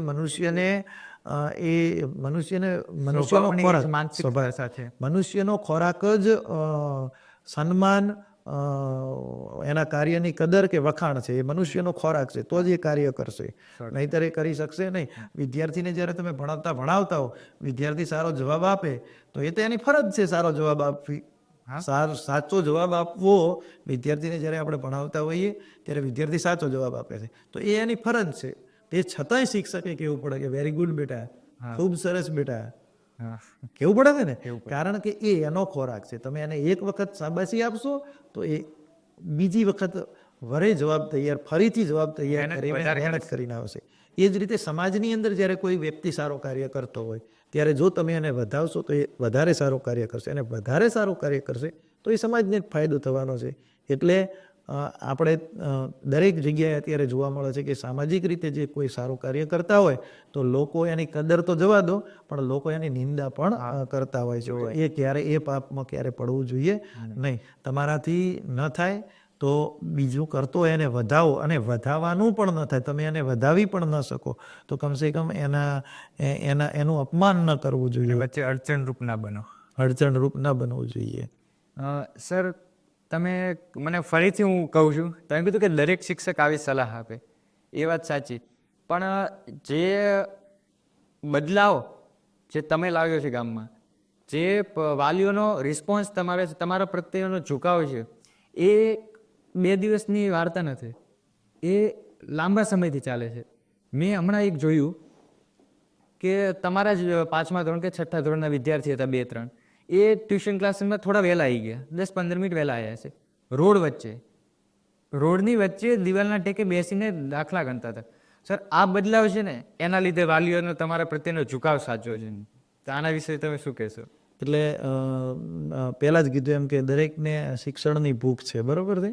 અને બીજી વસ્તુ એ છે કે વિદ્યાર્થી જ્યારે વર્ગમાં હોય, ટ્યુશનમાં હોય કે સ્કૂલમાં હોય, મારું બાળક 5મા ધોરણમાં ભણે છે, 4થા ધોરણમાં ભણે છે. એ 4 વર્ષથી હું એનું જે નિરીક્ષણ કરું છું તો એ મારું પોતાનું સંતાન જે સ્કૂલમાં જાય છે ભણવા, તો એ સાંજે આવીને મને રિપોર્ટ આપે સ્કૂલનો. એટલે એ વિદ્યાર્થી ખુદ એની પોતાની રીતે કહેતો હોય કે મને પેલા સાહેબ પાસે કે પેલા બેન પાસે ભણવું બહુ ગમે છે, અને એ ભણે એની મને સમજણ પડે છે, અને પેલા સાહેબ પાસે હું બરાબર સેટ થઈ શકતો નથી, અથવા એ સાહેબ મને સમજાવે છે એમાં બરાબર ખબર પડતી નથી. આવું વિદ્યાર્થી પોતે પોતાના વાલીને રિપોર્ટ આપતો હોય છે. એ મારું સંતાન નહીં, એ દરેકનું સંતાન, દરેક વાલીનું સંતાન પોતાના માતા પિતાને જઈ અને રિપોર્ટ આપતું હોય છે. તો એ રિપોર્ટના આધારે વાલીઓ નિર્ણય કરે છે. જે વાલીઓનો કોઈ પણ શિક્ષક હોય એના પ્રત્યે વાલીઓનો લગાવ હોય, એનું મેન રીઝન છે કે વિદ્યાર્થીનો રિપોર્ટ ઘરે જતો હોય છે. તમે શાળામાં કે ટ્યુશન ક્લાસીસમાં જ્યારે કોઈ પણ વિદ્યાર્થીને તમે કોઈ ઠપકો આપો કે કંઈ પણ વાત કરો તો એ દરેક નાની નાની બાબતો વિદ્યાર્થી પોતાની મમ્મીને કે પોતાના પપ્પાને કરતો હોય છે. આપણે શરૂઆતમાં જ વાત થઈ કે વિદ્યાર્થી ઘરે જઈને કહે છે કે પેલા સાહેબને તો પેલું છોકરું ગમે છે, અમે નથી ગમતું. એટલે આ બધી બાબતો, અથવા પેલા સાહેબ આવું કહેતા હતા, તો આ દરેક બાબતો એ વાલી નોટ કરતો હોય છે. અને વાલી એ નોંધ કરી અને વાલી નિર્ણય લે છે કે મારા બાળકને આ શિક્ષક પાસે હું ભણાવું કે ન ભણાવું, અને એના આધારે બધું નિર્ણયો થતા હોય છે. વાત રહી કે વિદ્યાર્થીઓની અંદર જે રસ કેળવાયો છે, તો એ જે વિદ્યાર્થીઓ દાખલા ગણાય કે તૈયાર કરે કે વાંચતા હોય કે એ વાતાવરણ ઉપર ડિપેન્ડ કરે છે. તમે હમણાં જ મેં આપણે સ્પર્ધાત્મક જે પરીક્ષાની બેચ હતી, એ જે 25 છોકરા જે મારી સાથે સંકળાયેલા છે, તો એ છોકરાઓ આજથી 1 વર્ષ પહેલા ગામની અંદર માત્ર આટા જ મારતા, બરોબર છે. એમને ફરવાનું, પાનના ગલે બેઠા હોય વાતો કરતા હોય કે ગામ ચોરે બેસીને વાતો કરતા હોય, ક્રિકેટ આખો દિવસ ક્રિકેટ રમતા હોય. એ છોકરાઓને આપણે આ ગવર્મેન્ટ પરીક્ષાની તૈયારીમાં ગામના 25 યુવાનોને જોડી દીધા, જે ફ્રી ફરતા હતા એમને 25. તો હવે એમની વાતો બદલાઈ ગઈ. પહેલા જે એમની જે ચર્ચા થતી હતી, પહેલા જે એ જ્યારે મતલબ કે કોલેજ ચાલુ હતી, અને કોલેજમાં તો શું હોય છોકરાઓને, કંઈ નહીં, ફરો મજા કરો. ગામની અંદર સાંજે આવવાનું, બધા ભેગા થાય, મોડા સુધી બેહે, રવિવાર શનિવાર હોય ક્રિકેટ રમી આવે, આખો દિવસ રમે, રખડે, નવા કપડાં લાવે. તો એમની વાતો એવી હતી કે ભાઈ જ્યારે એ મતલબ કે સ્પર્ધાત્મક પરીક્ષાઓની તૈયારી નહોતા કરતા, એ વખતે એમની વાતો એવી હતી કે ભાઈ ચલો આજ ક્યાં પ્રોગ્રામ બનાવીશું, આજે ક્યાં જઈશું, આજે કઈ બાજુ જવું છે, આજે રાતે કઈ ગેમ રમવી છે, પબજી રમવી છે કે ફ્રી ફાયર રમવી. તો એ વિદ્યાર્થીઓને ભેગા કર્યા, ભેગા કરીને એમને કીધું કે ભાઈ તમારે પોલીસની ભરતી આવી રહી છે, તમે યાર આવું થોડું છે, તૈયારી કરો, મહેનત કરો. તો વિદ્યાર્થીઓ તૈયાર થયા, મહેનત કરવા લાગ્યા. હવે એના એ વિદ્યાર્થીઓની અત્યારે બધી વાતો અલગ અલગ થઈ ગઈ.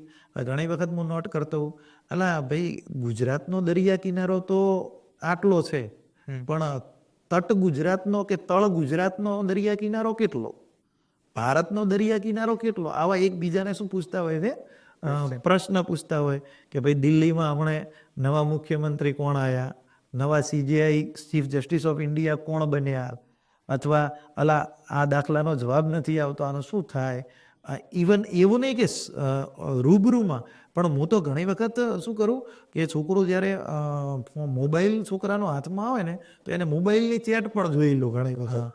તો મોબાઈલની ચેટ જોઉં તો એમાં એકબીજા સાથે વાતો કરતા હોય, તો બધી વાતો એમની જે ભણવાવાળા વિદ્યાર્થીઓ છે, એ જે પહેલાં રખડવાવાળા હતા હવે ભણવાવાળા થયા, તો એમની વાતો પણ બધી એજ્યુકેશન. એટલે આ જે વસ્તુનો બદલાવ એ લાવવો હોય તો એના માટે થોડા પ્રયત્ન શિક્ષકે કરવા જોઈએ, પછી સાથે એ વાલીઓએ પણ કરવા જોઈએ કે થોડા ઘણો એની ફી છે કે એનો જે ભણતરનો જે ખર્ચો થાય કે જે પણ હોય તે, અને થોડા પ્રયત્ન વિદ્યાર્થીએ પોતે પણ કરવા જોઈએ. પોતે જે રખડવાની લાઈન હતી એ ભૂલવી જોઈએ, મોબાઈલને ભૂલવો જોઈએ. એટલે આવું બધું છે. એટલે એ ચેન્જ વાતાવરણ જેવું બને. હવે એ છોકરાઓનું હવે આ કેવું છે કે આ એક પ્રકારનું વાતાવરણ સેટ થઈ ગયું. હવે ગામના લોકોને ખબર પડી કે કોલેજવાળા છોકરાને રખડવાનું નથી, 12મા પછી ટ્યુશનમાં જવાય કે 12મા પછી આપણે ભણવાનું ચાલુ રખાય, માત્ર કોલેજ જવાનું નથી કે માત્ર કોલેજની પરીક્ષા આપવાની નથી, 12મા પછી પણ આપણે મહેનત તો કરવી પડે. અને 12મા પછીની મહેનત છે એ 10માની 12માના બોર્ડ કરતાં પણ વિશેષ છે, કારણ કે સ્પર્ધાત્મક પરીક્ષાની મહેનત છે. એટલે ધીમે ધીમે આ બદલાવ થાય. એટલે જે હવે નવી, દાખલા તરીકે આ વર્ષે 2025ની જે ધોરણ 12ના વિદ્યાર્થીઓ છે, તો એ વિદ્યાર્થીઓ મને અત્યારથી કહેવા લાગ્યા કે સાહેબ અમારે તો 12મા પછી અમારે ગવર્મેન્ટ એક્ઝામની તૈયારી કરવી છે. એને તો એ ધીમે ધીમે તૈયાર એ રીતે થતા રહેશે એમ. એટલે એ વાતાવરણ એ રીતે ચેન્જ થતું હોય છે. થોડા દરેકના પ્રયત્ન, વાલીના, વિદ્યાર્થીના, શિક્ષકના, દરેકના પ્રયત્નો સાથે જોડાયેલા હોય. સર, તમે જે રીતે કીધું કે 25 વિદ્યાર્થીઓ, 25 યુવાનો તમે ભેગા કરીને સ્પર્ધાત્મક પરીક્ષાની તૈયારી કરાવો છો.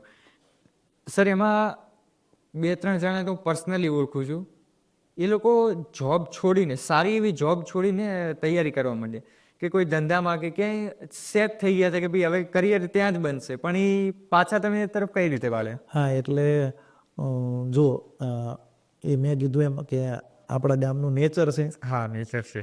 કે પેલો કોઈ પણ વ્યક્તિ 12મા સુધીનો અભ્યાસ પૂરો કરે, પછી 2-3 વર્ષ ભટકે, બધી બાજુથી ઠોકર ખાઈ લે, અને ઠોકર ખાધા પછી એ એજ્યુકેશન ફિલ્ડમાં આવે. આવા ઘણા બધા ઉદાહરણ મેં તમને આપ્યા. તો ઘણા બધા આપણે શરૂઆતમાં જ વાત કરી એમ 3-4 યુવાનોના મેં નામ પર્સનલી લીધા, જે મારાથી મોટી ઉંમરના છે. તો એ લોકો પણ એ જ કર્યું, અમે પણ એ જ કર્યું. હું છું, અમે એટલે હું, મારા બીજા મિત્રો છે, જયદેવભાઈ છે, ઘણા બધા જનરેશન પણ એવું જ કરે. અને અમે એટલે અમારી જે જનરેશન છે, અમારી આગળની જનરેશન છે, અને પાછળની જનરેશન, એટલે એ થોડું નેચર ગામનું એવું. એટલે એ વિદ્યાર્થીઓ ભણવામાં હોશિયાર હતા. આપણે સ્પર્ધાત્મકની બેન્ચ ટ્યુશન ક્લાસીસની અંદર ચાલુ કરી. અહીંયા હું આપણે શબ્દનો ઉપયોગ એટલા માટે કરું છું કે હું અને તમે બે એક જ ગણો. હા. આપણે કોઈ પોતાના બહુમાન માટે હું આથી વાપરતા, બરાબર ને? આપણે એટલે તમે એક ગામના છીએ એટલે આપણે, બરાબર ને? બરોબર. આમાં શું થાય, અમુક શબ્દોનો અર્થ અલગ રીતે થતો હોય. એટલે આપણા ટ્યુશન ક્લાસીસની અંદર જે બેન્ચ ચાલુ કરી, તો એ લોકોએ મને ફોન કરીને કીધું કે સાહેબ, હવે અમે પ્રાઇવેટ જોબથી કંટાળી ગયા છીએ.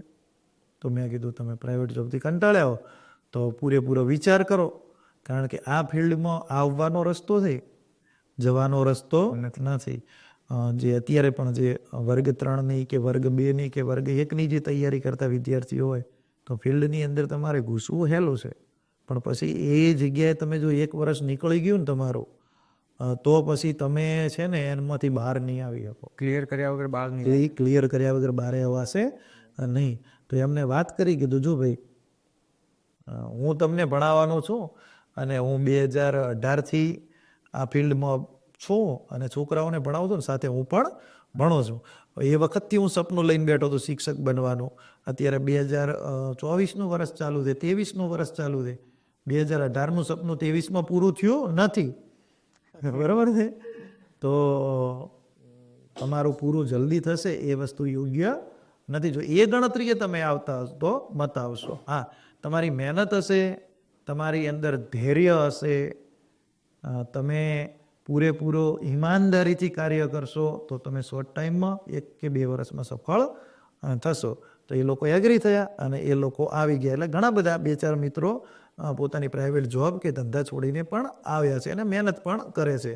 અને એ લોકો મને પૂરેપૂરો વિશ્વાસ છે કે 1-2 વર્ષની અંદર એ 100% સફળ થશે જ. કારણ કે જે વ્યક્તિને ઠોકર લાગી હોય ને, એ વ્યક્તિ બહુ સંભાળીને આગળ ચાલે, અને ઠોકર લાગવી પણ જરૂરી છે. જરૂરી છે જીવન. એક જગ્યાએ મેં એક જગ્યાએ સાંભળેલું પણ છે કે એક રીલ્સ જ હતી, કોઈ મોટિવેશન સ્પીકર બોલતો હતો કે 12મું પૂરું થાય ને વિદ્યાર્થીનું, 12મું ધોરણ કે ગ્રેજ્યુએશન પતે ને પછી એ વિદ્યાર્થીએ એક વખત આખા ભારતનું ભ્રમણ કરવું જોઈએ.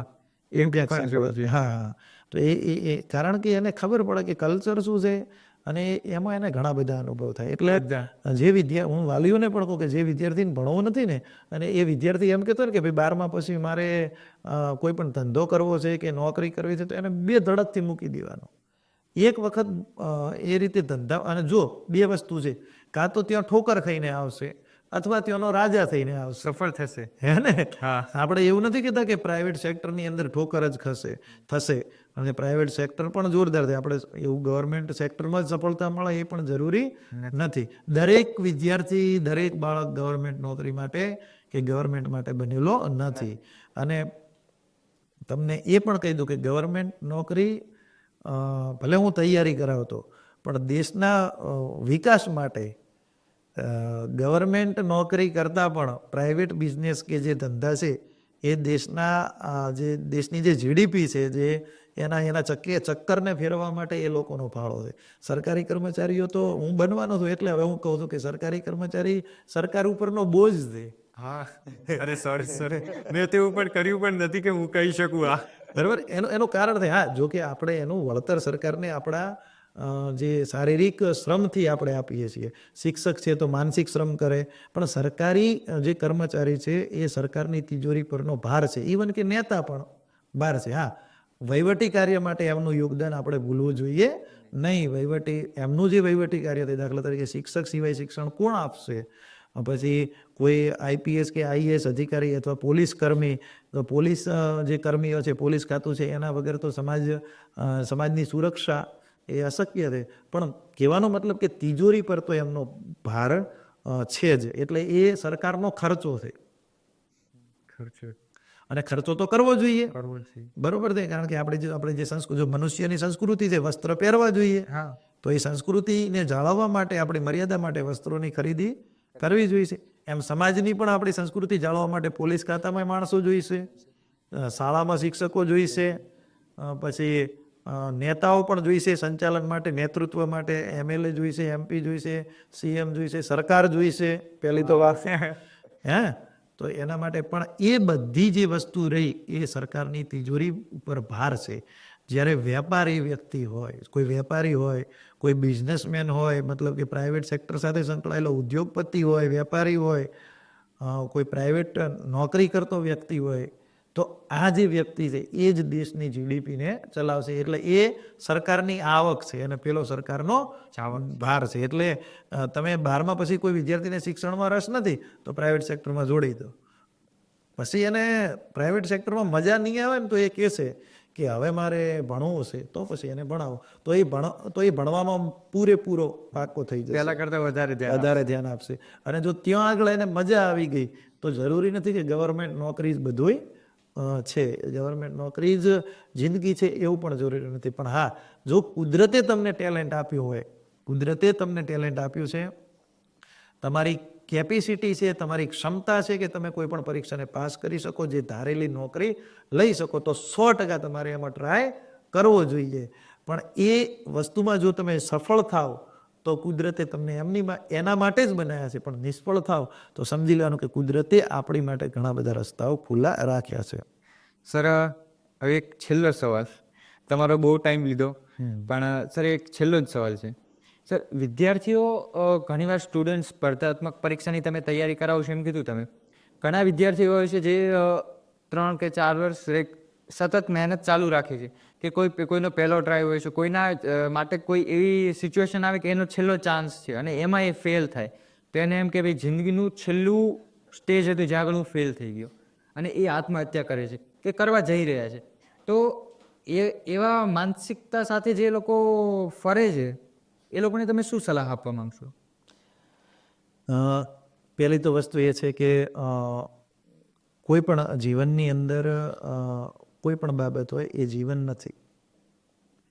જીવનની અંદર તમારો વ્યવસાય હોય, ધંધો હોય, શિક્ષણ હોય કે કોઈ પણ, મતલબ કે ઘણી વખત આપણે એવું પણ જોતા હોય કે કોઈ તમને તમારું ગમતું પાત્ર કે ગમતું વ્યક્તિ જો યુવાનોને છોડીને જતા હોય તો આત્મહત્યા કરતા હોય છે, બરોબર છે.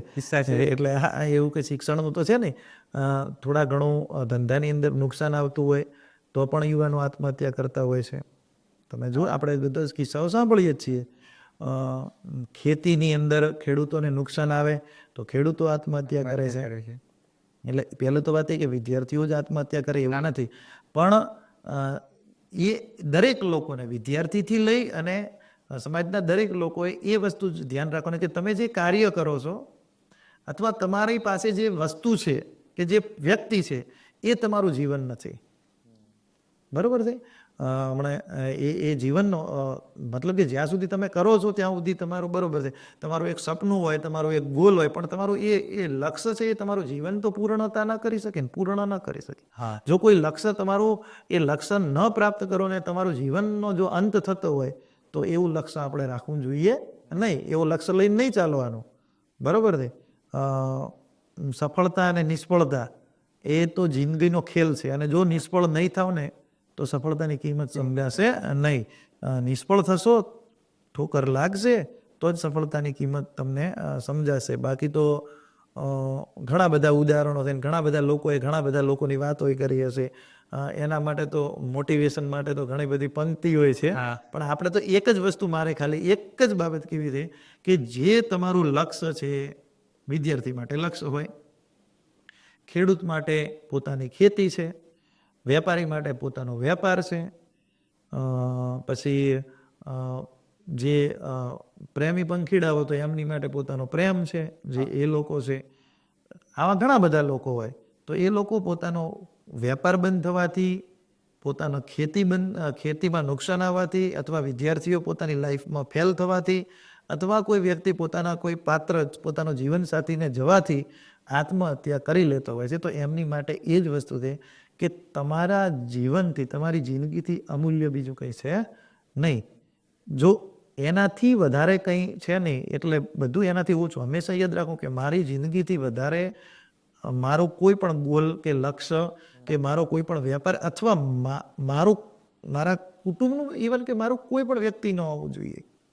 ભગવદ્ ગીતામાં ભગવાન કૃષ્ણએ પણ અર્જુનને એ જ સમજાવે છે ને કે ભાઈ અભિમન્યુનો વધ થયો ત્યારે અર્જુન શું કરે છે? પોતાના અસ્ત્ર ફેંકી દે છે નીચે ઢળી પડે. હા, એટલે એ વસ્તુ હતી. તો ભગવાને એ વખતે પણ સમજાયું હતું અર્જુનને કે ભાઈ આ જ અંત નથી, બરાબર છે? તો એ કોઈ પણ બાબત હોય તો એવી બધી બાબતોને ગૌણ રાખવી જોઈએ અને જીવનને હંમેશા ઉપર રાખવું પડે. બીજું તો આપણી આસપાસ આપણે ઘણા બધા લોકોને જોતા હોય તો, અરે ઘણા બધા લોકોને શું, પ્રાણીઓને જુઓ ને, લોકોને શા માટે? ઘણા લોકો એમ કહેતા હોય કે ભાઈ જુઓ, તમે સાયકલ લઈને ચાલતા હો ને તો તમારે જે ચાલતો આવતો હોય ને એને જોવાનો, તમે બાઇક લઈને ચાલતા હો ને તો તમારે સાયકલ વાળાને જોવાનું, ગાડી વાળાને નહીં જોવાનું એમ. એટલે તમે સંતોષ રાખવા માટે તમે મનુષ્યને જુઓ જ મત, તમારે મનુષ્યને, તમારી આજુબાજુ રહેલા પ્રાણીઓને જુઓ તમે. ચલો, ગાય, ભેંસ, કૂતરા, બિલાડી, આ જે પ્રાણીઓ છે, શું એમને અત્યારે શિયાળામાં ઓઢવાનું મળે છે? શું એમને 2 ટાઈમ જમવાનું મળે છે? નહીં. શું એમને આપણા જેવી ભગવાને કુદરતે માનસિક શક્તિઓ આપી છે? નહીં. માનસિક કૌશલ્ય આપ્યું છે? નથી આપ્યું. આપણા જેવી કરોડરજ્જુ આપી છે? નથી આપી. આપણે સ્ટ્રેટ ચાલીએ છીએ, એ જ રીતે ચાલે છે. એમનામાં કંઈ પરિવાર જેવું હોય છે? તો સૌથી મહત્વનું તો પાસું એ છે કે આપણે મનુષ્ય છીએ. હા. હે ને? અને આપણે મોટિવ થવા માટે કોઈનું સાંભળવાનું નથી, અને મોટિવ થવા માટે કોઈ બીજા મનુષ્યને જોવાનો નથી. તમારે મોટિવ થવું હોય અથવા તમારે આત્મસંતોષ મેળવવો હોય, મોટિવ નહીં, આત્મસંતોષ મેળવવો હોય તો તમારા આજુબાજુ ફરતા પ્રાણીઓને જોઈ લો, તમે ઓટોમેટિક તમને સંતોષ. ભગવાને એ જીવન કરતા, એના કરતાં તો મને આવું મનુષ્ય બનાવ્યો છે, એનાથી વિશેષ તો કંઈ છે નહીં. આ તો બધી રમત છે, આ તો બધા જિંદગીના ખેલ છે. સફળતા, નિષ્ફળતા, ભણતર કે ભાઈ ધંધો, વ્યવસાય, આ બધા જિંદગીના ખેલ છે. પહેલો જ આપણને કુદરતે જે વસ્તુ આપણને અહીંયા ધરતી ઉપર મૂક્યા છે એ આપીને મૂક્યા છે, મનુષ્યનો અવતાર. એ અવતારથી મોટી વાત કોઈ છે નહીં. એટલે આત્મહત્યા કરતા દરેક વ્યક્તિને કેવું છે કે જીવનમાં કંઈ પણ ઘટિત થાય, કોઈના પ્રત્યે ધૃણા થાય, બરોબર છે, કોઈના પ્રત્યે પ્રેમ એટલો બધો હોય કે એ વ્યક્તિ તમને છોડીને જતું રહે તો તમને ન ગમતું હોય, અથવા કોઈ તમને એવું બોલી જાય. દાખલા તરીકે ઘણી વખત એવું પણ થાય કે વાલીઓ વિદ્યાર્થીઓને ઠપકો આપે ને, અથવા શિક્ષક વિદ્યાર્થીઓને ઠપકો આપે ને તો એ વિદ્યાર્થીઓ આત્મહત્યા કરતા હોય છે.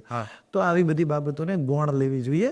સૌથી મહત્વની બાબત છે મનુષ્યનો અવતાર. અને એ જીવન તો જેટલું કુદરતને કાયમી પ્રાર્થના કરવાની, સવારના ઉઠીને કે પ્રભુ 80 વર્ષ આપ્યા ને 90 વર્ષની જિંદગી કરજે, 100 વર્ષ નહીં કરજે, મારું આયુષ્ય લાંબુ ને લાંબુ કરજે એમ.